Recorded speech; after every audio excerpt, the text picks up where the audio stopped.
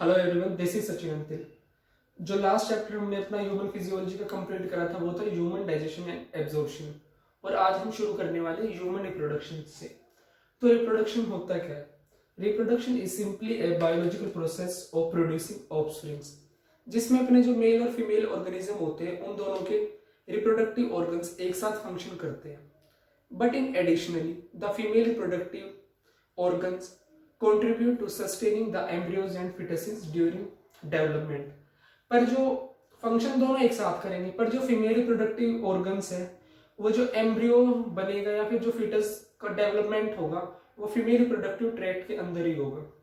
तो इस चैप्टर में हम फीमेल रिप्रोडक्टिव सिस्टम और मेल रिप्रोडक्टिव सिस्टम दोनों को अच्छे से डिटेल में करने वाले हैं। तो सबसे पहले शुरू करते हैं मेल रिप्रोडक्टिव सिस्टम से। तो सबसे पहले हम देखते हैं वो कौन से पार्ट्स हैं, कौन सी चीजें हैं जो एक साथ मिलकर मेल रिप्रोडक्टिव सिस्टम को बनाते हैं। तो सबसे पहले the first is testis. This is plural and testis this is singular. तो जो अपने टेस्टिस होते हैं दीज आर मेल गोनाड्स। ये मेल गोनाड्स होते हैं। इनका फंक्शन क्या होता है? Production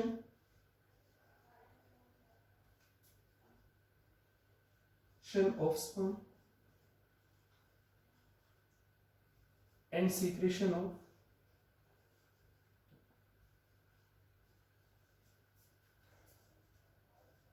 mail sex hormone.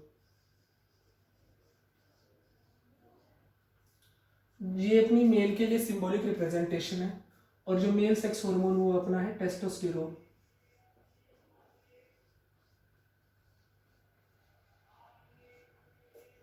Then उसके बाद जो सेकंड थिंग आती है वो है अ system of ducts.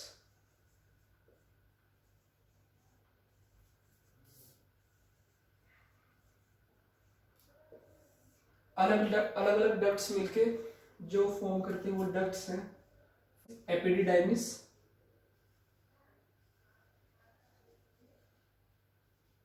Plus ductus deferens or we can say vas deferens, plus ejaculatory duct,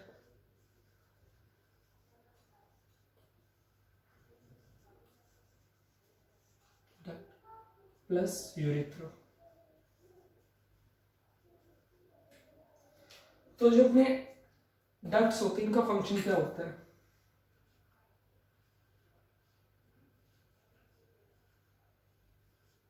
storage and transport of sperm.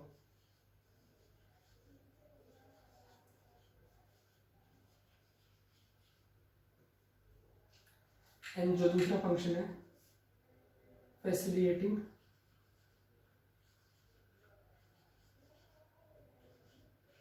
Maturation of sperm.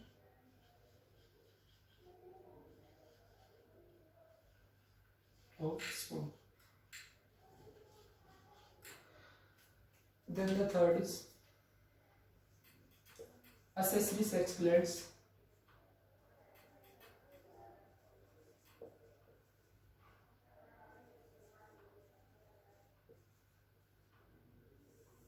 इसमें जो अपनी accessory sex glands आती है वो है फर्स्ट इज seminal vesicles,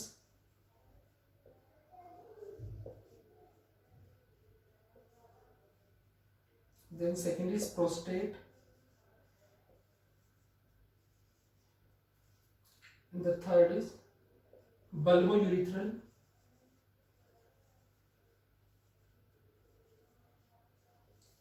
या फिर इसको हम बोलते हैं काउपर्स ग्लैंड।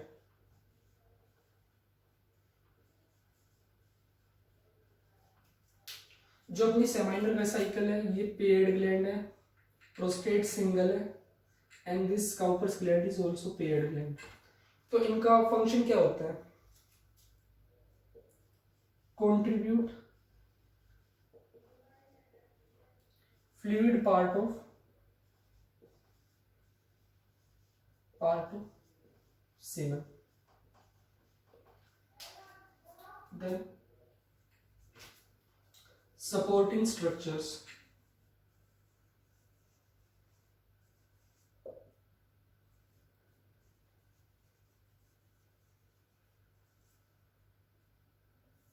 इसमें अपने आते हैं, फर्स्ट इज पीनस,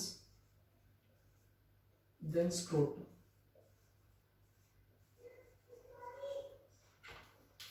तो जो अपनी पीनसिस का फंक्शन क्या होता है, transport semen to female tract, female reproductive tract.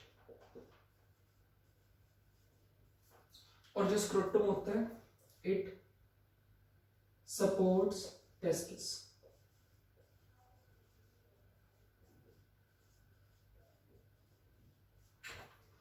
तो जो अपना मेल रिप्रोडक्टिव सिस्टम होता है उसके ये सारे कंपोनेंट्स है। First is testis, testis is plural and testis is singular. तो ये क्या होती है, अपने मेल गोनाड्स है। इनका फंक्शन क्या होता है, production of sperm and secretion of male sex hormone that is testosterone. Then the second thing is a system of ducts. तो डक्ट्स में अपने क्या क्या आते हैं, एपिडिडाइमस आता है, डक्टस डेफरेंस आता है, एजैकुलेटरी डक्ट प्लस यूरिथ्रा। तो इनका फंक्शन क्या होता है, ये टेम्परेरी स्टोरेज करते हैं, ट्रांसपोर्ट करते हैं, और जो स्पर्म की मैचुरेशन होता है उसमें हेल्प करते हैं। Then third thing is accessory glands. Accessory glands में अपनी सेमाइनल वेसिकल आती है, that is a paired gland, prostate gland जो कि सिंगल है, and then last is Cowper's gland जो डबल ग्लैंड है यानी कि पेयर्ड है। तो इनका फंक्शन क्या होता है, जो सीमन का जो मोस्ट लिक्विड पार्ट होता है उसमें ये कंट्रीब्यूट करते हैं, उस फ्लूइडिटी के लिए या फिर उस लिक्विड पार्ट के लिए जो रिस्पॉन्सिबल है वो अपनी एसेसरी सेक्स ग्लैंड्स है। Then the fourth thing is supporting structures. Supporting structures में अपने आते हैं पेनस, जो सीमन का जो सीमन को फीमेल रिप्रोडक्टिव ट्रैक्ट तक पहुंचाता है, and then second is scrotum. Scrotum का क्या फंक्शन है, सपोर्ट्स टेस्टिस। तो ये अपना मेल रिप्रोडक्टिव सिस्टम के बारे में था। सबसे पहले हम शुरू करते हैं टेस्टिस से।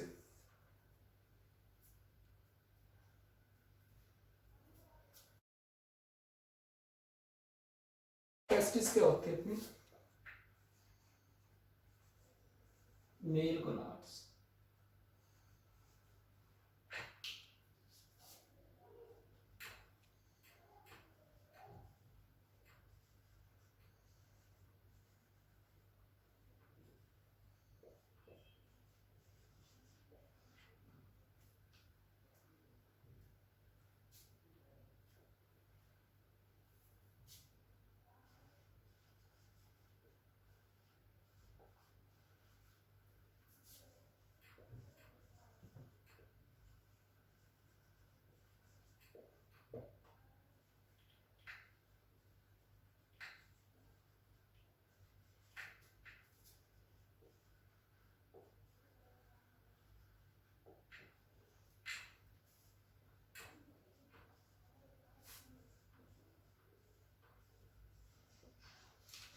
तो जो अपने टेस्टिस होते हैं उनका कुछ स्ट्रक्चर इस तरह से ओवल स्ट्रक्चर होता है।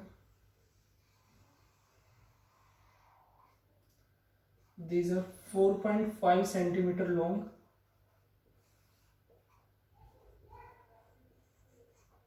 then 3 centimeter thick and 2.5 centimeter broad। तो ये इनकी मेजरमेंट्स हैं। और जो अपनी टेस्टिस होती है वो सुपीरियरली अटैच्ड होती है एब्डोमेन से through spermatic cords. Spermatic cord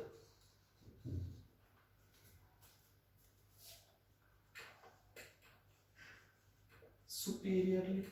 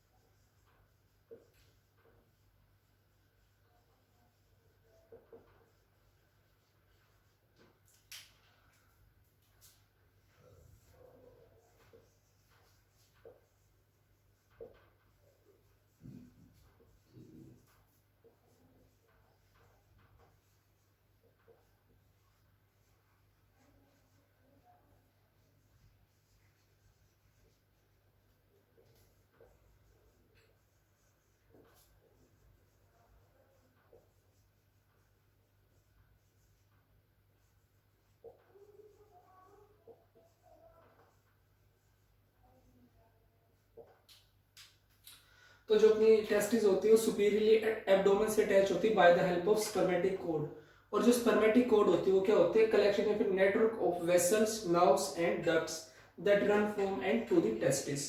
जो अपनी टेस्टिस होती हैं these are present extra abdominal, मतलब ये एब्डोमिनल कैविटी के बाहर प्रेजेंट होती है, into a sac like structure और we can say pouch like structure called as scrotum. Extra abdominal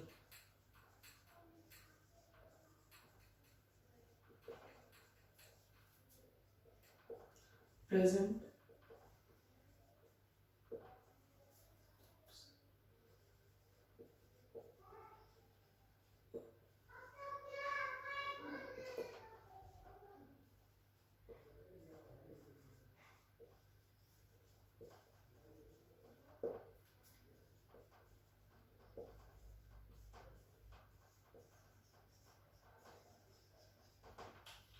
these are extra abdominal present outside abdominal cavity in a pouch like structure known as scrotum। जो scrotum का function होता है वो क्या होता है, जो अपनी कोर बॉडी का टेम्परेचर होता है उससे 2 से 2.5 डिग्री सेल्सियस तक बॉडी इसके टेस्टिस के टेम्परेचर को कम रखता है।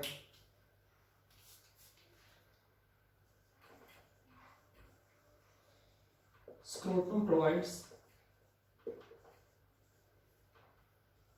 2 to 2.5 degree Celsius temperature of testis less than core body temperature।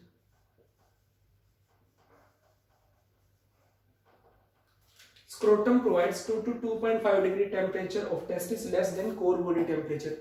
जितना भी अपनी बॉडी का कोर टेम्परेचर होगा उससे 2 से 2.5 इतना डिग्री सेल्सियस टेम्परेचर कम प्रोवाइड करेंगे प्रॉपर फंक्शनिंग ऑफ टेस्टिस के लिए।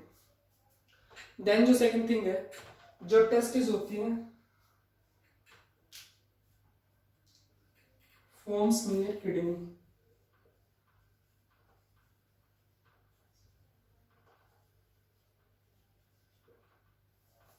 जो अपनी टेस्टिस होती हैं वो एब्डोमिनल कैविटी में किडनीज के पास बनना शुरू होती हैं। By the 7th month of intrauterine life they descend from abdomen to the scrotum। तो उन्हें नॉर्मली तो 7वें महीने तक एब्डोमेन से खिसक के अपनी स्क्रोटम के अंदर पहुंचना होता है, पर कई बार क्या होता है उसका फेलियर हो जाता है, वो किसी रीजन से पहुंच नहीं पाती हैं। तो उस कंडीशन के लिए टर्म आती है जिसका नाम है क्रिप्टोरकिडिज्म। क्रिप्टोरकिडिज्म। तो क्रिप्टोरकिडिज्म क्या होता है, failure of descent of testis from abdomen to the scrotum. Failure of descent of testis from abdomen to the scrotum through inguinal canal।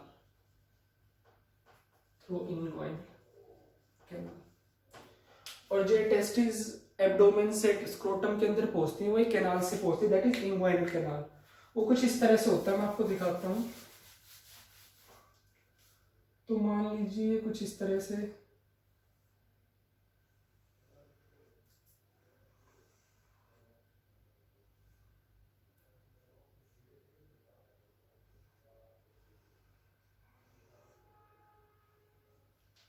ये आपका स्क्रोटम है, ये आपका एब्डोमेन है। मान लीजिए यहाँ एब्डोमेन में आपकी टेस्टिस यहाँ पे बननी शुरू हुई, तो ये यहाँ पे बननी शुरू हुई तो इन्हें डिसेंड करके यहाँ पे पहुंचना होता है टेस्टिस को।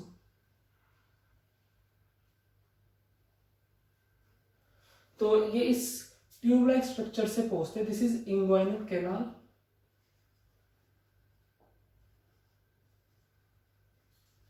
And this is our inguinal ligament।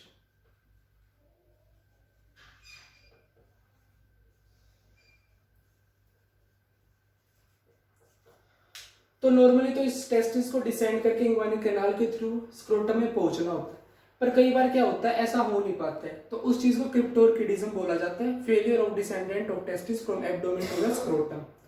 And inguinal जब वर्ड आता है तो आपने एक चीज और सुनी होगी, इंग्वाइनल हर्निया। तो जो इंग्वाइनल हर्निया होता है वो क्या होता है, मान लीजिए ये आपकी इंग्वाइनल कैनाल है, एंड ये आपकी यहाँ पे प्रेजेंट होती है स्मॉल इंटेस्टाइन, इंटेस्टाइनल लार्ज भी हो सकती है, कुछ भी। तो इंग्वाइनल हर्निया में क्या होता है, जो अपने इंटेस्टाइन के कुछ स्मूथ टिश्यू का जो पार्ट होता है ना, वो इस इंग्वाइनल कैनाल के थ्रू बाहर प्रोट्रूड हो जाता है। तो this is inguinal hernia.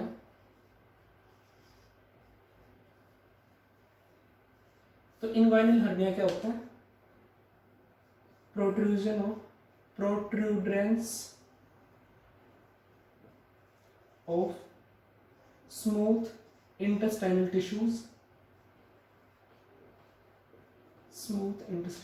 Tissues through inguinal canal. तो इसे इंग्वाइनल हर्निया बोला जाता है, जिसकी वजह से स्टमक के मतलब जो एब्डोमिनल वाला पार्ट है यहाँ पे एक प्रोट्रूडेंट बाहर सा आ जाता है। तो यूजुअली तो इसके लिए कुछ मतलब इतनी दिक्कत आती नहीं है, पर जो सीवियर केसेस होते हैं जिसमें कंडीशन ज्यादा ही पैनिक हो जाती है, तो उसमें क्या होता है, जब बंदा कुछ लिफ्ट करता है, ऊपर उठाता है, उसमें भी दिक्कत होती है, बेंडिंग में भी दिक्कत होती है, यहाँ तक कि सांस लेने और खांसने तक में उसको पेन महसूस होता है। तो उस कंडीशन में उसको सर्जिकली उसको ठीक करा जाता है। तो this is about the testis. ये अपना टेस्टिस के बारे में याद पूरा होता है। अब हम जो डिफरेंट कवरिंग्स या लेयर्स प्रेजेंट होती है टेस्टिस की, उनके बारे में अच्छे से पढ़ते हैं।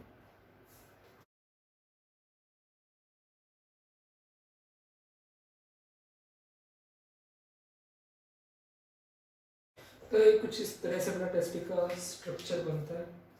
तो ये हमें पता है, दिस इज स्पर्मेटिक कोड।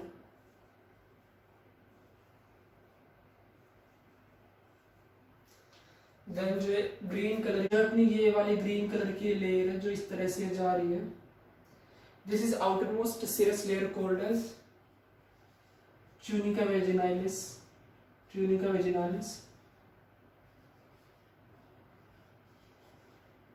या ट्यूनिका शेप।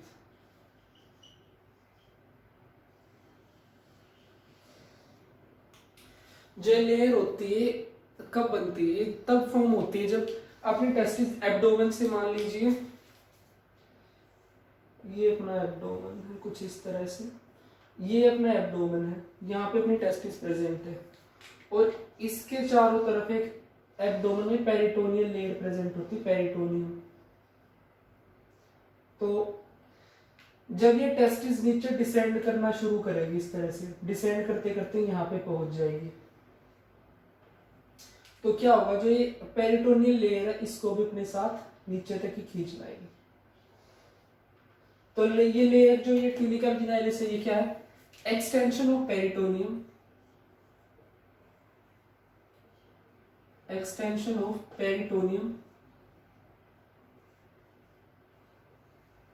ये पेरिटोनियम, ये अपनी पेरिटोनियम का एक्सटेंशन है, सजेस्टिंग द एब्डोमिनल ओरिजिन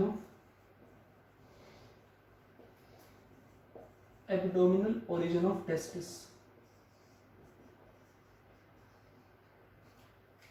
और जो दूसरी चीज होती है, ये लेयर कैसी है, ये पूरी तरह से कॉन्टिन्यूअस नहीं है, ये यहाँ पे आके ब्रेक हो जाती है, तो इट इज इनकम्प्लीट,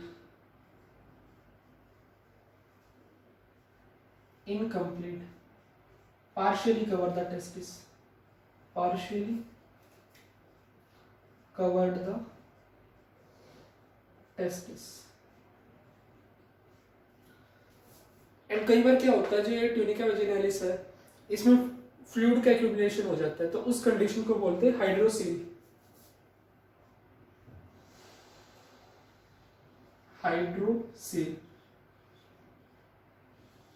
हाइड्रोसील क्या होता है, accumulation of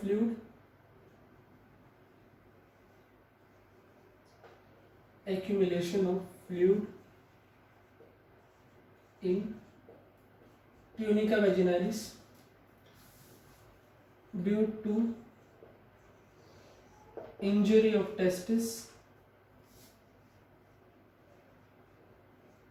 or inflammation of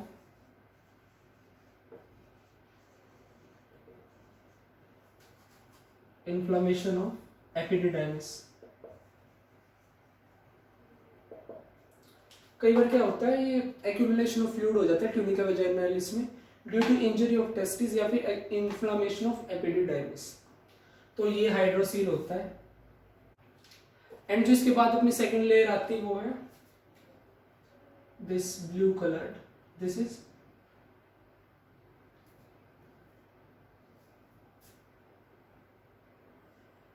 tunica albuginea.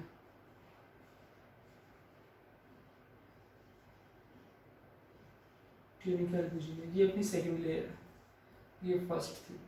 तो जो एल्ब्यू होता है, एल्ब्यू का सिंपली मीनिंग होता है वाइट। तो ट्यूनिका एल्ब्यूजिनिया अपनी कैसी लेयर है, white fibrous continuous capsular covering,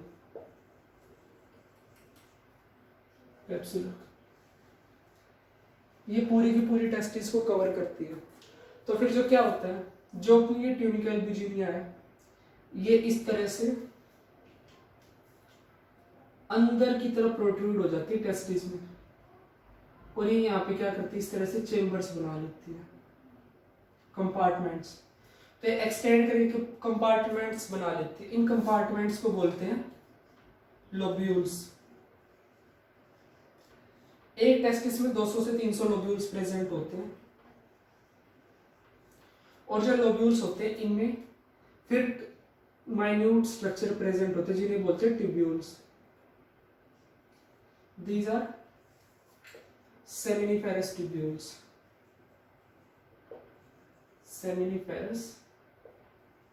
tubules. तो एक लोब्यूल में 2 से 3 सेमिनिफेरस ट्यूब्यूल्स प्रेजेंट होते हैं। तो इसके बारे में protrude inside to form a series of compartments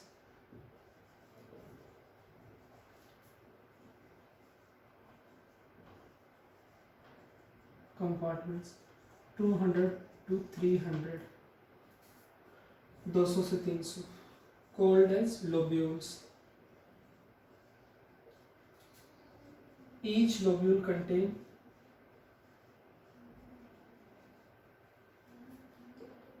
2 to 3 tubules called as seminiferous tubules.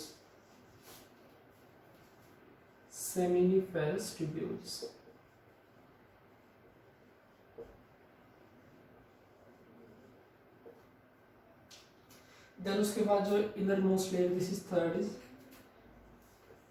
Tunica वेस्क्युलोसा।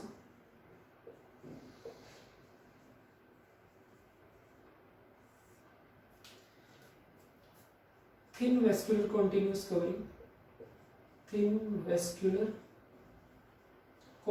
Covering,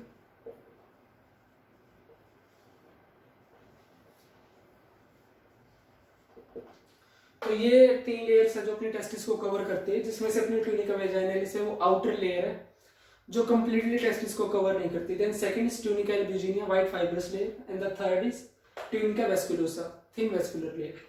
तो फिर इसमें क्या होता है, जो ये इस तरह से ये ग्रीन कलर में टेस्टिस की वॉल के साइड में दिखाया गया है, ये एक मसल प्रेजेंट होती है।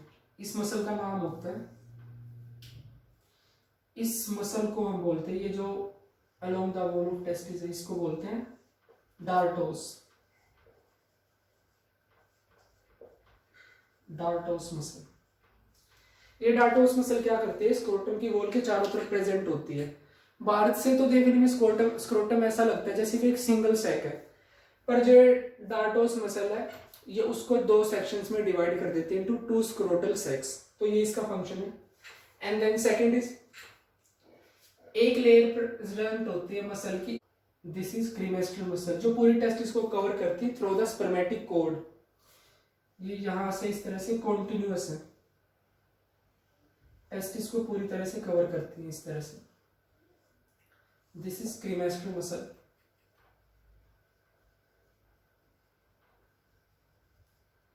क्रीमेस्ट्रल मसल, तो इन दोनों मसल्स का क्या फंक्शन होता है, एक तो जो इसकी पोजीशन या फिर लोकेशन बोले हम टेस्टिस की, वो आउटसाइड द बॉडी प्रेजेंट है, प्लस में जो ये दोनों मसल ये कॉन्ट्रैक्ट कर सकते हैं, इन दोनों की कॉन्ट्रैक्टिबिलिटी की वजह से टेस्टिस का टेम्परेचर मेंटेन होता है। तो क्या होता है जब सर्दी का टाइम होता है, when there is cold, the cremaster and the dartos get contracted, ये दोनों कॉन्ट्रैक्ट हो जाती है। जब अपनी क्रीमेस्टर मसल कॉन्ट्रैक्ट करेगी तो क्या होगा, टेस्टिस जो ऊपर की तरफ थोड़ा खिसक जाएगी, तो जैसे ही वो ऊपर की तरफ खिसकेगी वो बॉडी के पास चली जाएगी, जिसकी वजह से वो हीट को एब्जॉर्ब कर सकेगी। एंड ऐसे ही जो अपनी डार्टोस मसल है वो भी ऐसे कॉन्ट्रैक्ट कर जाएगी, कॉन्ट्रैक्ट करेगी तो इसको थोड़ा सा थिक स्ट्रक्चर बना लेगी, थिक कॉम्पैक्ट स्ट्रक्चर बना लेगी, जिसकी वजह से क्या होगा, हीट लॉस को रिड्यूस करती है। और इसका रिवर्स गर्मी के टाइम में होता है, ये दोनों रिलैक्स कर जाती हैं, टेस्टिस नीचे आ जाती है ताकि हीट लॉस ज्यादा से ज्यादा हो सके, और डार्टोस भी रिलैक्स करती है ताकि एरिया इंक्रीज होके जो हीट लॉस है वो ज्यादा से ज्यादा हो सके। So this is just about our testis, with this we have completed it. So thank you guys for listening me carefully. Stay tuned for the next one.